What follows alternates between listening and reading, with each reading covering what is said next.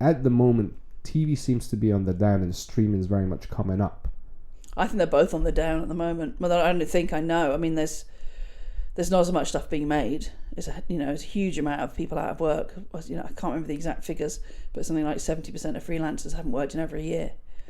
A lot less commissioning because of the economy, because during the writer strike in the States, a lot of streamers and stuff realised that it wasn't affecting their subscriptions. So why make as much stuff? Right. Because of the effects of the writers and actor strikes. But it's mainly the economy. When crew say to me, why are budgets so low, I just ask them how much it was for their weekly Tesco shop, or to fill their car with fuel, or to pay their energy bills. Things are expensive now. And people have to make choices, obviously, and something's got to go. Yep. And never the petting zoo. Never goes. The petting zoo is to stay. Although this is the state of the economy, I did research getting 2 reindeer to unit base before Christmas, but they were £800 and that, because of the state of the economy. I couldn't do that. If it'd been 300, I might have done it, but I couldn't pay £800 for 2 reindeer for an hour. Fly to Lapland. Well, I mean, I would have, if I could have eaten them afterwards, I would have paid the money, but but it was just a bit dear. Hang on, you're the comedian. What am I doing? No, I'm just laughing because I'm like, oh, so this is becoming a Joe Rogan thing now. We're hunting the elk. Did you know, though, I discovered recently that female reindeers keep their antlers in winter and male reindeer don't. So when you see a picture of Santa's sleigh, that is all female reindeer pulling that sleigh. Just leave that with you. That can sit there. Okay. Women doing all the work. Look down the barrel of the camera.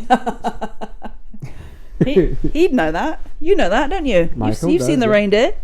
Absolutely.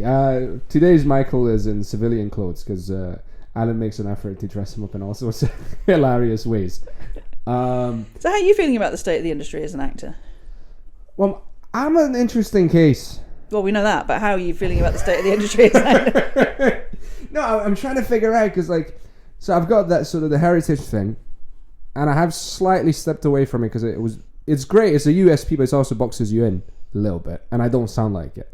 So right now things are happening with the new stage name. I'm doing the theatre tour, and I'm not playing a single criminal or Eastern European pimp. What is your stage name? My stage name is Silas Shaw. So I took out the subwitch because it was, and I don't put it down to racism. I put it down to people are stressed, they got shit to do, and if you got 500 people submitted for a character called James, the East European surnames are gonna go to the bottom of that pile. And you got that tip from another actor from Guilt, didn't you? Yes, I did. I had a lovely conversation with, although I don't know if he likes to be mentioned because he is quite private. But you know what, Nufa Salam. If I'll ask him, if I need to cut it out, I will. He fascinatingly did the same thing, and he's back to his original name now, and he's making a killing down in London, and he's been in Andor, the Star Wars series. Back on stage in Macbeth at the moment with Moyo Akande, who was also in Guilt, and Jatinder Singh Randhawa, who was a guest on this podcast. Well, it's a fantastic cast. It's a great show. I wish I could have seen it again, but it finishes before I get back to London. But I saw it last year on my birthday, so I met the cast afterwards with Cal McInninch and also shout out Moyo because she's been an absolute angel. She's great. Just very helpful when I needed tips. Good gang. Yeah, no, that. Yeah, so the industry's changing. It is changing. It's harder now. But to answer your question of the changes, I've been dipping my toes into the European stuff. So obviously the theatre tour, we'll see what happens there. I'm working on extension for that. But even with stand-up, I realised I love doing stand-up. I'm just realising I was so focused on figuring out the British market, and then there's people making a living in Europe, and I'm just and in English, so I don't have to learn another language. I've got the passport, luckily. Yeah, all right, don't rub it in. Well, Brexit means Brexit. Yeah. But yeah, so I'm optimistic.